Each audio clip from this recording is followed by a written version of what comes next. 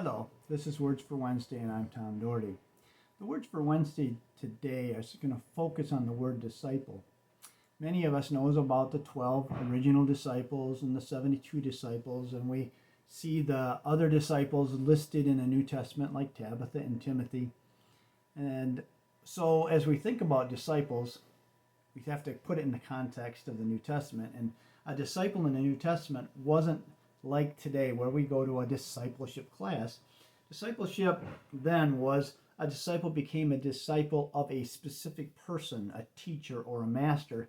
They perhaps went to a class, but sometimes also they lived together and learned together throughout the day. The teacher or the master taught them.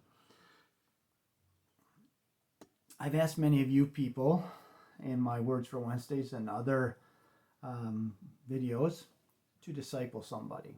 And I still am asking you to disciple other people. Recently, I listened to a book written by Jonathan Isaac, who is a basketball player for the Orlando Magic. The book was focused on why he stands when the national anthem is being played. He made several intentional points throughout the book, but one that might have been unintentional is he described many different people that invested in him, discipled him, mentored him throughout his life. I thought about my own life, and I couldn't put a finger on, did I have someone like that in my life? I remember my dad tried probably, but he was an orphan, and he didn't really have anybody who invested in him.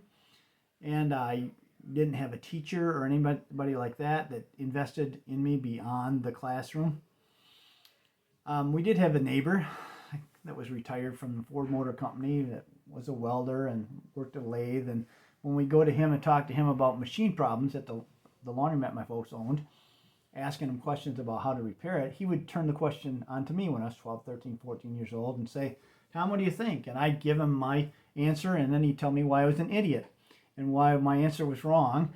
And although that might have been a investing or discipleship or mentorship, it wasn't a very good atmosphere for me, and so I didn't hang around and let him continue to invest in me. So I began to ask myself, am I investing in others like Jesus invested in people? Or maybe better yet, am I investing in people like Jesus wants me to invest in people?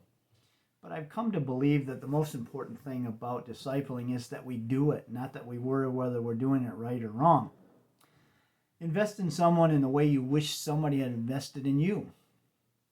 Invest in someone relationally, connectionally, not just surface. Be ready to invest in people when they're making decisions about what's right and what's wrong, and maybe they're making the wrong decision. Invest in people and help them see the best in themselves. Draw people towards the Jesus that you have and the truths that you learn from the Bible. In short, invest in someone. This is Tom Doherty. This is Words for Wednesday, brought to you by Every Church Grows. Have a great week.